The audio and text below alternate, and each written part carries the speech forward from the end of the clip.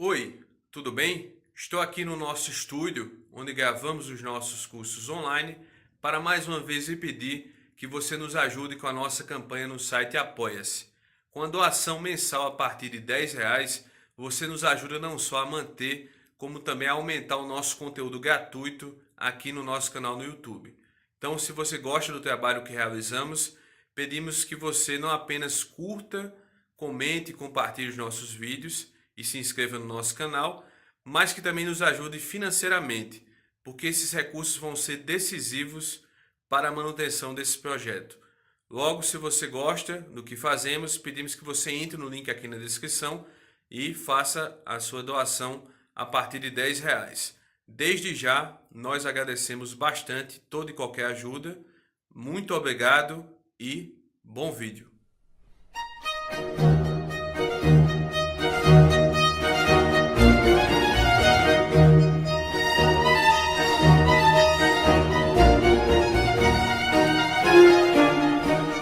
Tudo bem com vocês? Bom voltar a Campina Grande. Vocês continuam com essa mania de colocar nego na bandeira, mas tudo bem, não tem problema. Um dia creio que isso será arrumado. De qualquer forma, prazer enorme revê-los. O Instituto Borborema é uma das iniciativas brasileiras de educação, de promoção da cultura, que eu mais gosto e que eu acho que deveria ser modelo aí para o Brasil inteiro. Então, para mim é muito legal estar aqui com vocês, ao mesmo tempo em que o tema, né, meu tema do ano passado, faz quase um ano já, né, que eu estive aqui, eu falei mais sobre o Brasil e hoje aumentou a abrangência, né? A ação revolucionária na modernidade é um tema que eu estou investigando agora e por isso eu peço para vocês paciência no seguinte sentido, não que eu vá encher a paciência de vocês com chatices, mas é que eu vou experimentar, é uma espécie de ensaio falado. Tem alguns conceitos que eu estou trabalhando que eu não sei se são precisos ainda. Então eu vou começar definindo revolução mesmo. Vamos para a base da base da base. Será que isso aqui apoia para ver umas anotações que eu fiz? Acho que dá certo. Pronto.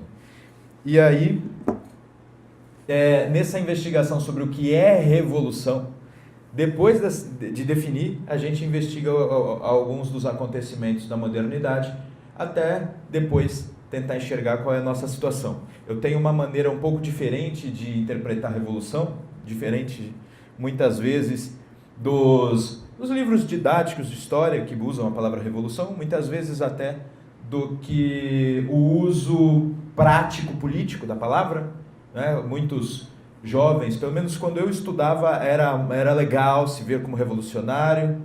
A revolução era um mote, né, de alguns partidos, era um motor aí de muitas vontades e ações, mas ao mesmo tempo, de um outro lado, essa resistência que apareceu contra a maioria das posições presentes nos livros didáticos, nas escolas, nas universidades e nos partidos políticos, essa direita, esse grupo de conservadores, essa nova visão que apareceu para reagir contra isso, também entende revolução de um jeito que não é o meu. É por isso que eu resolvi trazer aqui essa reflexão. Tá? Então, se por um lado revolução é a solução para todas as coisas, né? O pessoal geralmente de esquerda, os socialistas, veem revolução como uma maneira mesmo de solucionar, e vocês podem imaginar quase tudo, né? Acabar com a miséria, fazer com que todo mundo tenha boas condições de vida, felicidade, todo mundo vai ser livre, sabe? Aquelas coisas todas. Então, uma revolução traria isso tudo. Ao mesmo tempo que a visão majoritária e mais rasa da parte da direita é de que revolução é uma espécie de aberração, né? E falar em revolução é justamente só trazer morte, sangue, erro e mais miséria, o que tem um pouco de realidade, um pouco de verdade, mas não encerra todo o conceito. Como é que surge essa palavra, né? A primeira vez que ela foi usada, qual foi? Mesmo porque, por que eu vou em busca da palavra? Às vezes, como um fenômeno ainda não existe, a palavra não aparece sobre quem fala sobre coisas análogas. Por exemplo, as pessoas escreviam sobre política, e a palavra revolução, ela não era usada em política, ela era usada em astronomia. Então, quando é que esse conceito da astronomia foi transportado para a política para explicar um determinado fenômeno? É uma pergunta que eu me fiz. A outra pergunta é, será que havia outras palavras que designavam eventos parecidos com o que depois a gente chamou de revolução, ou essas outras palavras estão se referindo a outros fenômenos? Estão entendendo porque é experimental? Estou tentando esclarecer realmente o que é a revolução, para a gente depois poder analisar o que aconteceu na modernidade. Então, as primeiras respostas, vamos lá. A primeira vez que aparece a palavra revolução, na verdade, é na astronomia, como eu já falei, né? Sobre a revolução dos astros. É um texto de Copérnico e designava mesmo revolução como um movimento irresistível, eterno, né, dos astros em torno aí da Terra, né? Tinha essa visão. Então, quando foi aplicado à política pela primeira vez, já foi no contexto da Revolução Francesa mesmo. Na verdade, na Revolução Gloriosa, na Inglaterra, primeiro, né? Na Revolução Francesa já é outra aplicação. Vai. O que foi a Revolução Gloriosa na Inglaterra? Alguém lembra do que se trata isso? A Inglaterra, ela se forma desse modelo mais próximo que existe hoje. A grande revolução que aconteceu foi lá no século XVII, e nós tivemos 3 momentos assim de reviravolta. Troca totalmente o governo do sistema político, depois troca de novo e depois troca de novo, né? Que foi as chamadas revoluções inglesas. Então, primeiro teve a chamada Revolução Puritana, que foi uma luta de pessoas. Na Inglaterra havia muita guerra religiosa, né? Então, dos puritanos, os calvinistas que recém haviam aparecido, contra aqueles que eram anglicanos, mas o problema não era só religioso, o problema era que havia a solicitação da existência de um parlamento, e por outro lado, o rei, ele queria manter aí o sistema absolutista, tá? O rei era o Carlos I, e no caso esse rei foi o primeiro que eu saiba que foi decapitado por causa de uma revolução, tá? Ele, no contexto dessa primeira revolução chamada puritana, as pessoas se viam como republicanas, arrancam a cabeça do rei, proclamam uma república, e essa república praticamente manteve muita coisa que existia antes, porque muita gente hoje usa também a palavra república, pensando que república é aquele sistema no qual nós temos liberdade, direitos e nós podemos eleger as pessoas. E não é assim, tá? Também não surgiu assim o termo república. E aí eles implantam uma república com Cromwell, tá? Era uma espécie de ditador mesmo. A nossa república foi proclamada e os primeiros presidentes foram ditadores também, então não tem muita diferença. E aí só que a sucessão não era por voto, então o filho dele também o sucedeu, parecia uma nova monarquia. O problema é que o filho dele era mais fraco e depois o grupo anterior retoma e volta a ser monarquia em Inglaterra, tá? Então depois de Carlos I, você tem o Carlos II retomando o poder após essa experiência republicana, e quem sucede ele é Jaime II. Você tem um novo problema. A população inglesa começa a se revoltar contra aquela circunstância, basicamente pelos mesmos motivos. Eles não tinham um parlamento que realmente funcionasse, eles não tinham, digamos, participação. Os barões da época não tinham participação no gerenciamento daquele governo, e acabou que o rei, antes de ser decapitado, ele percebeu que isso aconteceria e fugiu para a França. Daí que vieram os substitutos, né? Um primo aí da família real, na verdade a prima, né, a Mary, e veio com o Guilherme de Orange, né, que é o William, né? Daí os William e Mary, aquela fase. E ele estabelece um acordo com os revolucionários, e esse acordo gera aí a monarquia parlamentar inglesa, né? Que é um sistema então que veio de uma sucessão de revoltas que são chamadas de revoluções inglesas, tá? Então eles chamaram esta última fase de revolução, que era a Revolução Gloriosa. E por que gloriosa? Porque houve um acordo entre aquele grupo que era ao mesmo tempo o grupo que defendia o parlamento, e alguns mais radicais, que eram chamados niveladores ou levelers, né? Que é aqueles que queriam igualdade num sentido mais radical. É um acordo desse pessoal com os barões, com o rei. E daí surge a monarquia parlamentar inglesa. Agora vem a pergunta a vocês. Se revolução é uma luta daqueles que estão embaixo, ou seja, dos pobres, contra os ricos, para os pobres tomarem o poder. O que acontece nesse contexto da Revolução Inglesa, que não tem nada a ver com isso, e no fundo está restaurando uma monarquia, só que com um novo acordo? Eu fiz essa pergunta porque o que eu quero dizer? Que às vezes a Revolução, ela não põe tudo abaixo, não é? Como é a ideia original, ela não põe tudo abaixo e ao mesmo tempo, às vezes, ela restaura uma situação anterior. Tá? Ela não altera tudo. Às vezes ela restaura. E aí, na França, agora sim, quando há a Revolução Francesa, você já percebe que o barão, o Rochefoucauld, ele vai até o Luís XVI e informa para ele das revoltas que estavam acontecendo logo após a queda da Bastilha em 14 de julho de 1789. E informando para ele, bom, tem gente na rua para lá, para cá, pessoal que acabou de derrubar uma prisão e os meia dúzia de prisioneiros estão libertos e eles parece que eles não querem parar, estão muito animados. E aí o Luís XVI diz, mas meu Deus, mas isso é uma revolta. Aí o barão, o nobre diz, não é uma revolta, né? C'est une révolution, não é aí que ele fala, é uma revolução. Provavelmente se remetendo também à ideia anterior dos astros, ou seja, era a ideia de que é algo irresistível. Você não segura uma estrela, você não para um movimento. Ele vai continuar e você não vai conseguir segurar. Então nós já temos aí dois aspectos. Primeiro, revolução não necessariamente derruba tudo que existe para impor uma coisa 100% nova.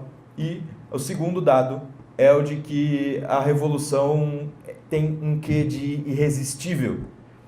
Agora que eu disse isso, a gente pode pensar um pouco mais cronologicamente, né? Depois das revoluções inglesas e antes da Revolução Francesa, vem a chamada Revolução Americana, que nos nossos livros didáticos, não sei se tem professor de história aqui, tem pelo menos um além de mim, nós sabemos que nos nossos livros didáticos aparece mais como independência das colônias britânicas da América. Não aparece como Revolução Americana, porque os nossos escritores tendem a ter a visão marxista que identificam com revolução justamente aquela briga dos pobres para derrubar os ricos e para tomarem o poder para si mesmos e dividirem as riquezas acumuladas, certo? E isso não corresponde definitivamente à Revolução Americana. Mas os americanos e muitos estudiosos do tema, muitos teóricos políticos entendem que aquilo foi sim uma revolução. Inclusive a Hannah Arendt entende que é a revolução modelo. E o que aconteceu nos Estados Unidos para caracterizar aquilo como uma revolução? Primeiro, que o grande problema dos Estados Unidos não era a pobreza, né? Não tinham tantos pobres lá, havia alguns, só que primeiro que a ideia que corria na Europa sobre a América e aquilo que acontecia ali era que havia até abundância, tá? Então muita gente ali não estava lutando contra a pobreza, não era essa a questão. A questão nos Estados Unidos começa com aquele problema de tributação, né? A tributação, nós não aceitamos tributação sem representação no parlamento. É uma coisa que até tem alguma semelhança com a primeira Revolução Inglesa, né? Eles já tinham participado de uma guerra para defender os territórios ingleses contra os indígenas. Eles, tendo defendido o território inglês contra os indígenas, ainda tinham que pagar imposto sem poder discutir a adequação desses impostos. Então começa assim. Só que depois a coisa vai andando de uma forma que toma essa característica da irresistibilidade da revolução, porque já não se torna mais simplesmente uma luta para ter uma cadeira no parlamento, e se torna assim uma luta para quebrar a ligação com o Jorge III, no caso com a Inglaterra, e para inaugurar algo novo, aí sim algo novo. Mas por que eles queriam inaugurar algo novo? Para restaurar direitos que eles tinham antes que a Inglaterra estava lhes cobrando novos impostos. Deu para entender que no caso aqui da Revolução Americana, se ela for modelo mesmo, como diz a filósofa Hannah Arendt, nós temos nela todas as informações que eu tinha dito. Nós temos nela, ao mesmo tempo, um aspecto de novidade, né, irresistível, de repente tudo quebra e tudo tem que ser refeito, mas ao mesmo tempo essa reconstrução, que vocês devem pensar o seguinte, naquela época não tinha república para todo lado, os caras estavam quebrando com o maior império que existia, a guerra era iminente, eles declaram a independência e ficam tremendo de medo. Pelo menos no diário do John Adams, eles não falam, nossa, quando declarou a independência saímos soltando fogos. O que diz é, declarou a independência e todos ficaram atônitos, frios, um tanto temerosos.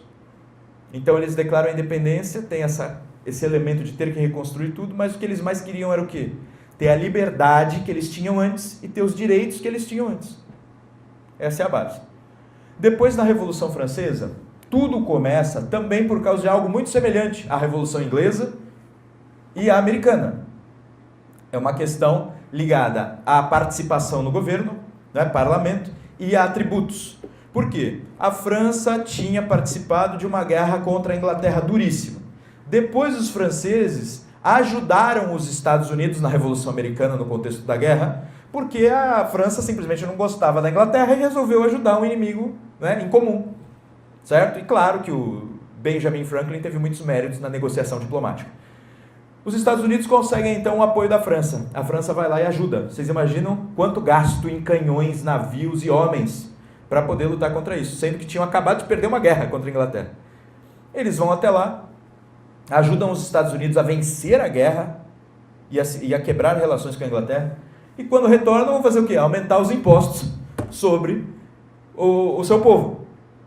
E aí nessa de aumentar os tributos, né, é porque quando a gente faz direito, falar imposto soa um pouco equívoco, sabe? Porque não é exato, mas nos livros dos historiadores geralmente aparece imposto, né? Aqui a gente sabe que imposto é só um tipo de tributo, então, mas nessa explicação genérica que eu estou fazendo, entendam assim, tá? Se eu falar imposto ou tributo, estou me referindo mesmo às cobranças aí obrigatórias feitas pelo governo. Então nós temos aí no contexto aí da Revolução Francesa, logo no início ele quer aumentar os impostos. Ele recebe o conselho de um de seus ministros, é melhor você convocar a Assembleia. A Assembleia, no caso, se chamava Assembleia dos Estados Gerais e o voto era por esses Estados Gerais. Estados Gerais era o nome das três grandes classes existentes na França, né? O clero, a nobreza e o chamado povo, que aí o pessoal pensa em povo, já pensa em, sei lá, pessoal pobre, remelento. Não é necessariamente assim. Tinham burgueses, profissionais liberais, pessoas ricas no povo, só que eles não tinham títulos e eles não eram do clero, enfim.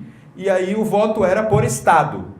Então o clero e a nobreza, que no fundo se sustentavam pela via dos impostos do povo, eles acabaram votando favoravelmente ao aumento dos tributos, enquanto que o povo votou contra. Só que é 2-1, sempre não tinha como. Eles se irritaram, não é assim, porque eles, se não me engano, tinham 601 pessoas ligadas ao povo, e 303 dos dois outros lados juntos. Então eles queriam voto por cabeça, não voto por grupo. E aí eles ficaram bravos e foram abrir uma sessão que eles chamaram de Assembleia Nacional. Essa história é longa, o fato é que eles abrem a Assembleia Nacional, essa Assembleia vai ficar mudando de nome periodicamente, mas a princípio eles, inclusive foram proibidos de usar o salão oficial lá, foram para uma quadra de um esporte que deve ser o avô do tênis, eu não me recordo o nome dele, se alguém souber me lembra. E eles fizeram lá a Assembleia Nacional e resolveram então contrariar o governo nessa questão e até inventar que agora vamos fazer uma Constituição. Depois vira uma Assembleia, uma Convenção Constitucional tempos depois. O que eu estou querendo dizer com tudo isso? É que no primeiro momento a revolta francesa, a meu ver, tem sentido. Ela é ao mesmo tempo uma revolta contra uma modificação que veio de cima. Então ela quer evitar um problema e restaurar uma circunstância anterior. Aí qual é o problema?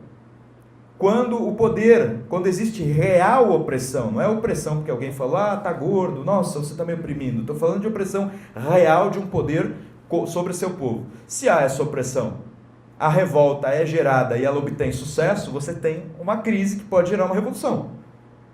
Porque se o governo resistir, né, os caminhoneiros que não ouçam a minha palestra de hoje, se o governo resistir, eles têm a oportunidade sim de quebrar toda a circunstância e refazer tudo, tá entendendo? E aí é a parte irresistível da revolução. Mas no fundo tudo começou para restaurar, vocês estão entendendo? Tá todo mundo quieto na sua, vai lá o governo e quer piorar a tua situação. Então o que eu estou querendo dizer? Para concluir essa parte da Revolução Francesa também, que revolução não é necessariamente algo ruim ou algo bom.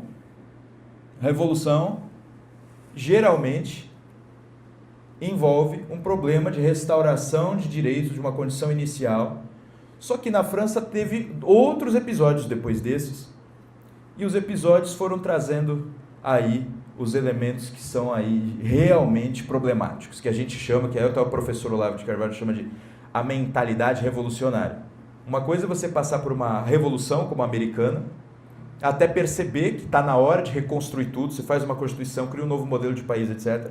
E outra coisa é você achar que você vai reconstruir o mundo inteiro, vai refazer a natureza humana, vai refazer o homem. E você cria um futuro perfeito na tua cabeça e acha que é só você continuar com a violência que a coisa vai se resolver.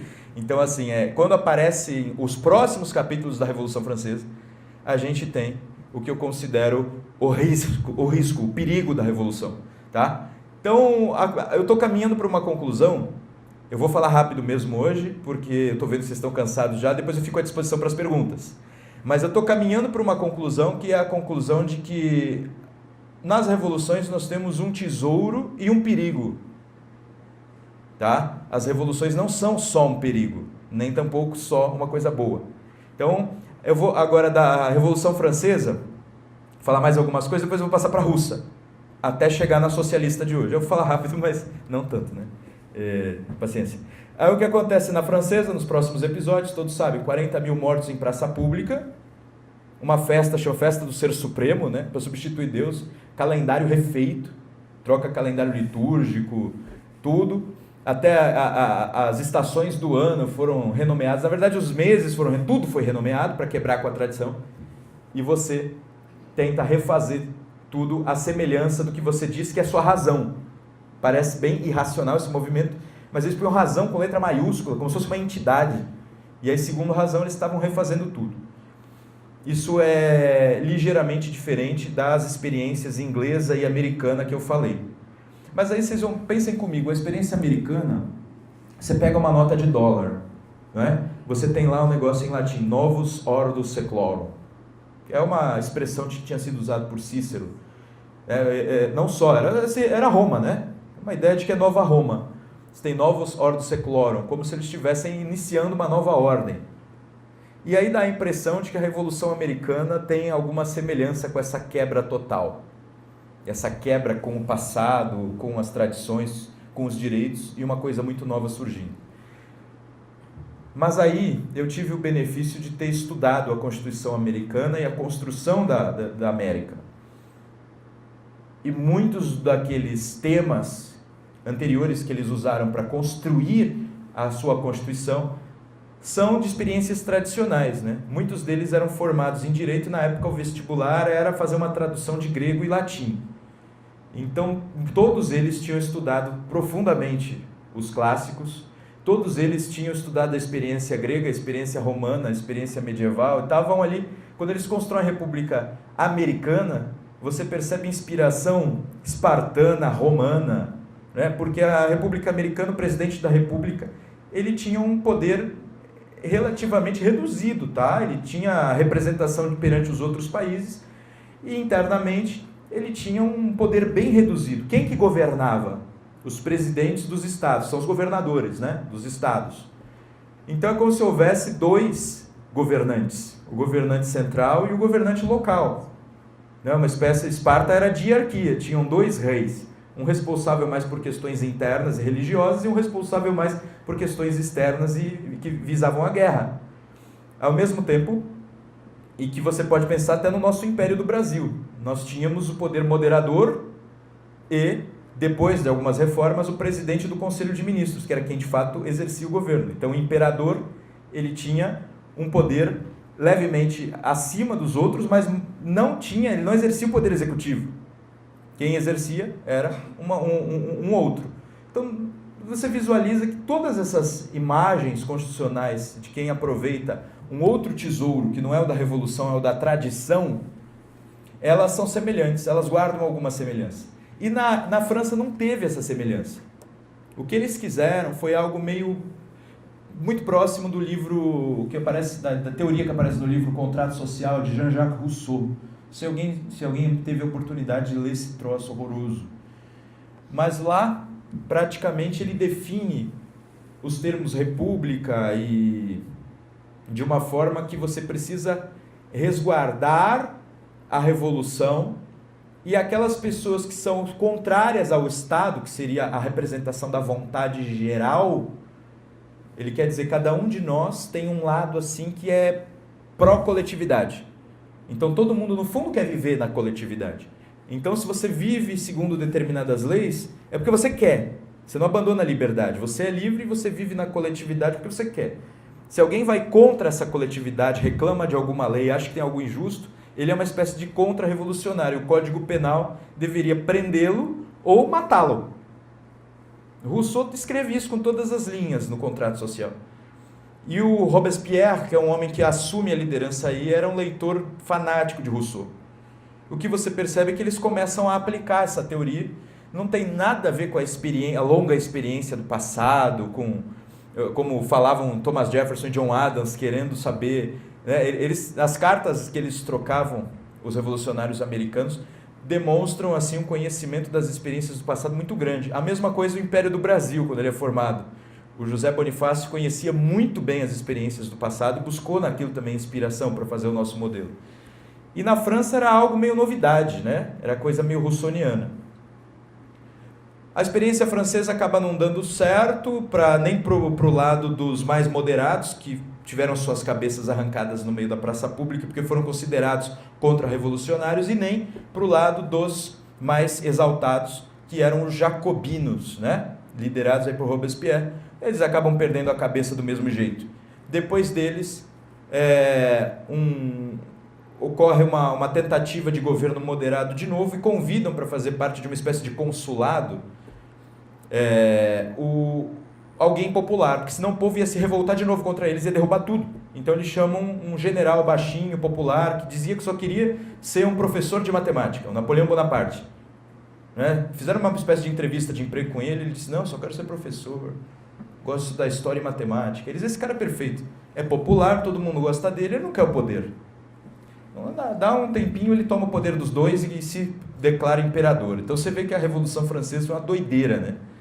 Depois ele vai ser derrubado também, até ter a restauração da Casa de Bourbon. É uma loucura. Só que, como todos nós sabemos, eu não falei do Rousseau como o intelectual que escreve sobre a Revolução e inspira besteira. Depois, na Alemanha, você tem a figura do Karl Marx, que também vai estudar muito a Revolução Francesa como modelo. E vai estudar muito a Revolução Francesa e vai estudar também muito filosofia materialista. Ele vai estudar muito o Demócrito, o Epicuro e por aí vai. E o Karl Marx elabora uma espécie de teoria revolucionária. Ele pega a questão social, que é essa da pobreza, coloca no centro das coisas. Aí vocês vão pensar, então foi Marx que colocou a economia na jogada. Não. Eu não sei se vocês sabem, eu dou aula de livros clássicos, né? Lá em Santos eu tenho grupos para a gente ficar lendo textos clássicos. E nós já identificamos no próprio Aristóteles, Platão não, no Aristóteles tem o primeiro ensaio sobre análise política pela economia. Tanto que ele definia democracia diferente de Platão. Platão é uma espécie de governo da multidão, e para Aristóteles é governo dos pobres. Tá? O Aristóteles já ensaia essa visão mais econômica. O problema de Karl Marx é que ele pega a experiência da Revolução Francesa e ele quer transformar aquilo numa espécie de ciência e de técnica, né? A tal da praxis. Então, os mais pobres teriam que fazer determinadas coisas, inclusive com uso de violência, para poder, né, ter a sua libertação. Libertação, senhores, é simplesmente a aquisição de um estado no qual ninguém vai te proibir de fazer determinadas coisas. É diferente da liberdade mesmo, né? Da posse da liberdade. Mas enfim, você adquire a libertação de um estado de semi-escravidão, que não é escravidão, é mão de obra paga mesmo. A gente está no contexto da Revolução Industrial. E todo aquele dinheiro guardado pelos patrões e tudo, ele será dividido entre as pessoas, e as indústrias, as tarefas habituais serão divididas, compartilhadas, etc. É um grande resumo aí da teoria, não é marxista, porque isso aí é muito mais detalhado. E quando você tem a Revolução Russa, você tem um povo que está aí diante de um atraso industrial, mas ao mesmo tempo você tem um czar, né? O czar era o rei dele, de modelo absolutista ainda, começam a fazer passeatas, sem muito jeito, muitos são fuzilados, sem muito jeito de governar, muitos são fuzilados, e depois você tem toda a reviravolta que vai criar um partido, e depois desse partido você vai ter uma divisão interna, e dessa divisão interna, que é chamada até tesoura, que a gente brinca, né? Dessa divisão interna, uma briga que vai no fundo cortar as cabeças da família real inteira, colocá-los numa guerra civil, e dessa guerra civil vai surgir o vitorioso, que é o partido, o grupo dos bolcheviques, né? Quer dizer em russo maioria, e esse partido vai tomar o poder. Tomando o poder, eles colocam a princípio o Lenin, né? Lenin é o cara que saiu, tinha sido exilado, é uma jogada da Alemanha para enfraquecer a Rússia, joga o Lenin lá para dentro, e o cara consegue organizar uma grande revolução. Depois ele é sucedido por Stalin, aí é outra conversa. Todos nós sabemos então que a Revolução Russa teve um primeiro momento que também parecia adequado. Algumas revoltas que tinham sentido com aquilo que estava acontecendo com o povo. Né? O povo estava sendo realmente oprimido. Né? Essa palavra está perdendo seu significado original. E eles começam a se revoltar. O governante instala o parlamento, que é a Duma, né? Ele também tem os mesmos movimentos, parecidos com a Revolução Francesa e com a Revolução Inglesa. O problema foi parecido com o que aconteceu na Revolução Francesa. Algo aconteceu que o equilíbrio não se instaurou, um grupo ficou forte demais, a violência se fez presente, e depois nós tivemos um governo que foi um dos governos totalitários mais horríveis aí da humanidade. Bom, tendo resumido um pouco desses eventos, o que eu queria mostrar é uma coisa. O que eu identifico como o chamado risco das revoluções? O risco é o seguinte: quando você tem um momento revolucionário, você tem uma revolta, o início é uma percepção de problema, de opressão, de falta de liberdade real. Aliás, o palestrante que me antecedeu, muito bom, aliás, gostei muito da apresentação, falou muito da situação da gente não conseguir patrocínio para obras, o governo só dá para um grupo e não para outro, mesmo porque também tem falta de gente, né? Não é só um problema governamental. Mas nós temos aí um problema de que o governo, com dinheiro público, favorece mais um grupo em detrimento de outro. Nós temos problemas na educação, tá? Livros didáticos são escritos por um grupo e não por outro. Professores geralmente são de um grupo e não de outro. Coordenadores, diretores, etc. Isso é fácil, identifica aí uma circunstância opressiva, uma liberdade diminuída e a questão pública, a vida pública sendo conduzida contra o povo. Tá? Isso apareceu sim na França e apareceu sim na Rússia. Então isso gera uma revolta. Né? Uma revolta que as pessoas não sabem expressar ainda. E isso vai se transformando, vai formando grupos que querem o quê? Querem alterar a situação. Só que quando chega no momento de querer alterar a situação, as pessoas vão percebendo mais erros, e mais problemas, e mais problemas, e mais problemas, e mais problemas. E vai virando uma espécie de movimento que pode se tornar revolucionário, ou seja, irresistível e vai pôr tudo abaixo. Tá? Isso aconteceu na Inglaterra, nos Estados Unidos, na França e na Rússia. E pode acontecer aqui a qualquer momento. O que seria essa irresistibilidade? Grupos se formando para todo lado, percebendo problemas, e a gente derruba a Constituição. Derrubada a Constituição vai ser um movimento semelhante a toda e qualquer revolução que eu contei aqui. É a mesma coisa. Só que o que vem depois? Esse é o primeiro passo. O primeiro passo é muito interessante, né? Eu quase concordei com todas as revoluções do primeiro passo. Até com a francesa e com a russa. Só que o que vem depois? Aí você pode ter uma Constituição moderada, e você fica todo feliz, conseguimos. Só que na Rússia teve quase uma e depois foi derrubada também, foi feita outra coisa. Qual é o risco da revolução? O risco da revolução é o seguinte: revolução é sim um momento de liberdade. Né? Você tem um momento em que você vai identificar problemas, vai ter a possibilidade de tentar resolver. Esse tipo de palestra, acho que 10 anos atrás, era quase impensável. Ia ter minha mãe aqui. Né? Ia ter ninguém. Se você puser no YouTube, ninguém ia ver. Porque nós estamos num momento que pensar sobre revolução, sobre política, faz sentido, é interessante. Nós estamos vivendo um momento em que pensar sobre a política e ter ideias de como resolver problemas é tempestivo, faz sentido. Porque parece que está tudo errado. Mas essa sensação de que está tudo errado é perigosa. Porque derrubar tudo sem ter a carta na mão... Quem vocês acham, por exemplo, que tem um projeto de Constituição pronto e acabado? Eu acho que é o PSOL, PT. Tem outro grupo? Será que tem o Novo tem projeto de Constituição? Será que o PSL tem um projeto? Será que a gente já pensou nisso? Todo mundo faz direito, mas ninguém pensa nisso. Então, o risco da revolução é justamente num momento de liberdade, aqueles que se aproveitam da liberdade para submeter os outros, eles conseguem realizar o seu intento. E o tesouro da revolução qual é? É justamente essa experiência de liberdade, que ela não precisava morrer. O problema é que todo mundo gosta também disso, desse espírito público e dessa participação nas coisas. A gente pode reclamar que a gente está vivendo um momento chato da vida. Só que parece que faz parte da vida humana você querer também pensar sobre as coisas públicas, atuar, fazer parte, pensar junto, ir em palestra, tentar entender. Isso traz felicidade também. Tem gente que larga tudo, não é? Deixa de lado, às vezes, família, trabalho, profissão, tudo para pensar nessa questão pública. É um dos componentes, aí, os gregos já diziam, né? Que a polis dá a felicidade. Tá? Então é um dos componentes da vida humana muito interessantes. E isso não é mantido, né? Se você pega a história recente do Brasil, você vê que até a própria república anterior, a fase republicana anterior à ditadura militar, ou ao regime militar, nós tivemos aí, de 46 a 64, uma república meio esquisita. Ela tinha dois lados, tinha uma espécie de bilateralidade, mas cada presidente era uma espécie de tirano. O cara teve a manha de fazer uma nova capital. É um deles. Depois nós tivemos no regime militar também não muita participação do povo. Muita gente vai dizer que tinha mais segurança, tinha mais isso, mas não tinha participação.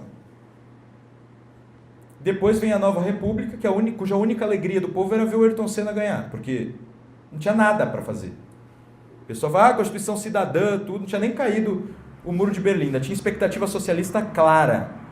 Os caras que estavam lá eram líderes péssimos. Primeiro presidente eleito indiretamente morre na posse. Primeiro presidente eleito diretamente sofre impeachment. Então, assim, a gente viveu, foram décadas de coisas horrorosas. E aí chega agora, está tudo desabando, a gente pode pensar a respeito. E pensar a respeito é uma coisa boa, as pessoas gostam. É a liberdade. Como é que essa liberdade pode ser mantida? Sabia que eu encontrei uma dica no próprio Aristóteles? Na política do Aristóteles, ele também fala o seguinte, que existem os fundadores originais de um povo, que são aqueles que criaram uma certa unidade em determinado povo e inspiram as próximas gerações, e existem os fundadores permanentes, que são os cidadãos ativos de cada geração, que precisam zelar por algo dessa tradição e, ao mesmo tempo, renovar, aperfeiçoar algo que está funcionando mal. Isso parece que não acontece. Parece que uma geração quer fazer tudo e legar para as outras um trabalho pronto, aí ninguém mais pensa, está tudo resolvido. Aí depois vai ter um novo problema, porque vai dar errado alguma coisa, e uma nova geração vai querer arrumar tudo, e as próximas não precisam pensar. Então, o tesouro da revolução é justamente a liberdade pública, o espírito público, algo que não aparece comumente. Não é a liberdade de ir e vir, isso é uma liberdade negativa, que se alcança por meio de libertação de direitos. É uma liberdade ativa, de pensar, participar, estar juntos, aprovar, desaprovar, escrever, falar, saber votar, todas essas coisas. Tá? Essa é a liberdade. E depois, o risco é justamente a perda total da liberdade, porque desabou um edifício. Aqueles que são... eu vou falar com linguagem bem simples, né? A boa gente não pensa em nada disso, em Constituição nem nada. Né? E os maus pensaram nisso durante muito tempo e se aproveitam da liberdade para fingir que todo mundo quer aquilo que eles querem. Eu já dei aula por muitos anos numa escola particular e numa escola pública, lá na minha terra, lá em Santos. E na escola pública tentaram ir grupos do PSOL e da UJS tentaram ir, digamos assim, arregimentar os alunos naquele jeito deles, né? Eles entram nas escolas falando alto, gritando, e às vezes fazendo grupos de festas. Eles atacam por todos os lados para pressionar o adolescente, porque no adolescente o cérebro não está tão bem formado, os conceitos não estão tão bem formados, muitos adultos também, mas nos adolescentes principalmente, e eles começam a se deixar levar. Então, naquela época, em 2014, 2015, nós estávamos tendo aquelas manifestações, e a Dilma, depois das manifestações, ia para a TV falar que não, vamos fazer a reforma política. Ninguém tinha falado em reforma política nas ruas. E ela falou, vamos fazer a reforma política. E aí eles estavam pensando em fazer uma constituinte especial, não era? Eles tinham um nome extraordinário, ou qualquer coisa assim. Era uma constituinte só de um pedaço, específica. Uma constituinte específica. E ninguém tinha falado em nada disso. E encheu de gente da UJS, do pessoal na escola, dizendo para o pessoal fazer uma votação, dizendo sim, queremos a constituinte específica, uma espécie de abaixo-assinado, que eles chamaram de eleição nas escolas. Aí os alunos vieram me contar. Aí eu falei para eles, pergunta para eles se isso está aprovado pelo TSE, se isso é eleição oficial. Se não for oficial, pergunta para eles de onde eles estão tirando a legitimidade. E também pergunta para eles por que você deve votar sim. Você está entendendo o que ele está falando? Você sabe o que é constituinte? Você sabe o que é Constituição? Aí eu comecei a falar para os alunos, eu não preciso explicar tudo para vocês, é só vocês dizerem que não sabem o que vocês não sabem. E aí acabou tudo, os alunos ficaram até bravos, chutaram as urnas e acabaram com tudo. Eles foram expulsos da escola. Graças a mim, que depois fui também quase expulso da escola. Enfim, o que acontece é que eu acabei com aquilo. Agora, esse evento que eu contei para vocês não é um mero exemplo. Ele é uma ilustração de um fato que é o principal.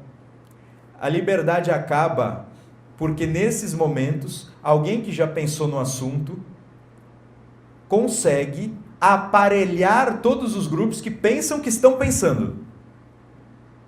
Então, um grupinho, por exemplo, os jacobinos, o clube dos jacobinos, eles infiltravam um cara no café tal, o outro no tal, o outro na universidade e o outro não sei onde. Todo mundo para quê? Colher informação, era uma espécie de espião, e para fazer uma atuação para todo mundo se sentir pressionado a pensar da mesma forma. Então eles já tinham a anotação dos nomes de quem seria contra o projeto deles. E já tinham uma atuação positiva e brava para tentar submeter todo mundo às ideias deles. Não sei se vocês já tiveram, já fui líder estudantil, se vocês já tiveram com grupos de jovens da UJS, coisas assim. Eles gritam mesmo, tá? Parece que a mãe morreu naquele dia, naquele instante. E eles fazendo aquela força toda, claro que os adolescentes, o raciocínio deles deve ser... se ele está falando desse jeito, deve ser muito certo, né? Se eu falar o contrário, eu vou ser muito burro. Vai ser muito errado. Eu vou ficar com vergonha. Então, o que a pessoa pensa? Na verdade, ela não pensa. O cérebro morreu, ela se sente totalmente pressionada a endossar aquilo que ela ouviu, porque a pessoa está num estado de urgência absurdo.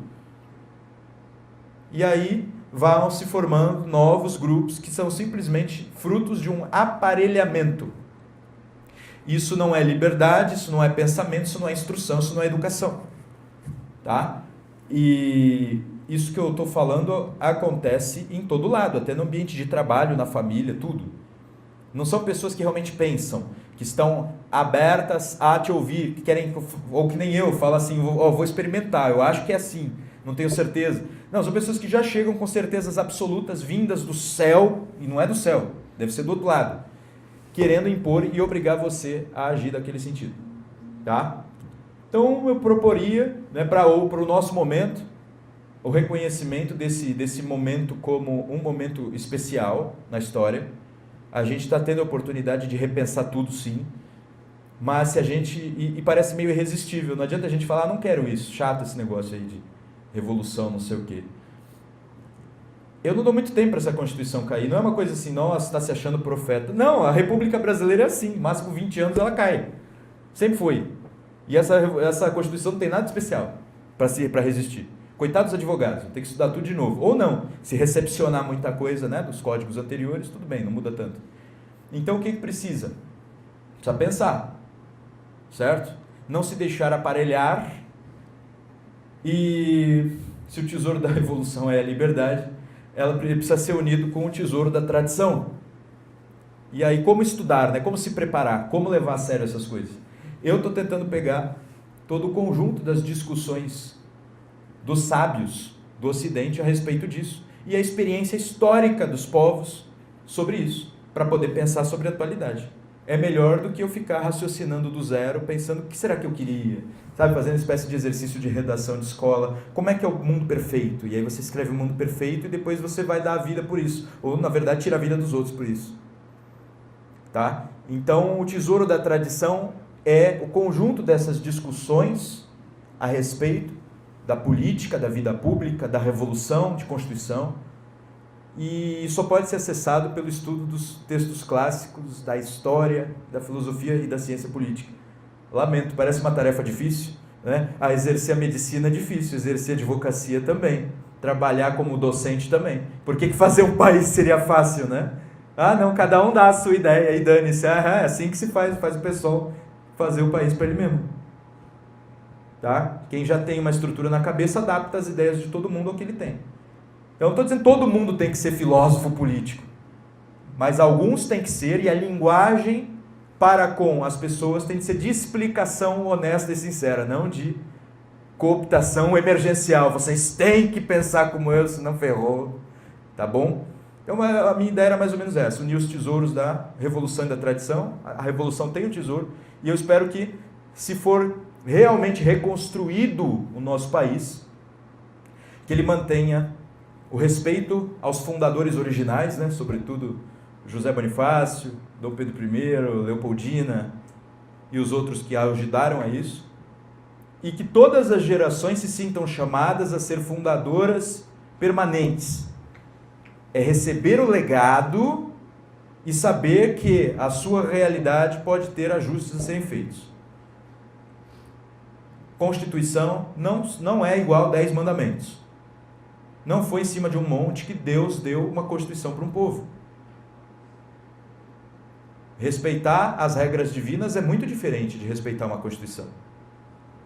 Vai ver os nomes dos homens de 1988 e pensar, eles realmente pensaram em numa república para durar 2000 anos. Você pensa que é um cara que na semana seguinte já não previu o que podia acontecer. São homens desprovidos de inteligência e de cultura para fazer aquilo.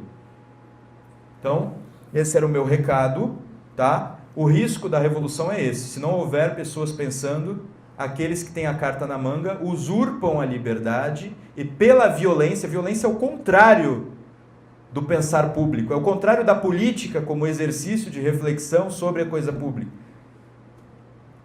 A violência é imposta, acaba a liberdade, e aí sim vocês vão ver gerações e gerações pastando. Tá fácil retirar, por exemplo, o ditador da Venezuela? Não tá. E não vai ser. Não vai ser fácil. Muita gente vai sofrer ainda. O meu amigo que é refugiado da Venezuela, a maneira com que ele fala, né, ele chorava antes das eleições dizendo o seguinte: eu não tenho nada para falar de bom, porque se ganhar a outra também é chavista, o outro lado. Eu não tenho nada, aquilo tá triste, minha família tá lá. E é isso. Ou a gente aprende, né, entende, protege as coisas que de fato têm valor, ou não dá. Tá bom? Era isso. Se alguém tiver alguma pergunta, estou à disposição.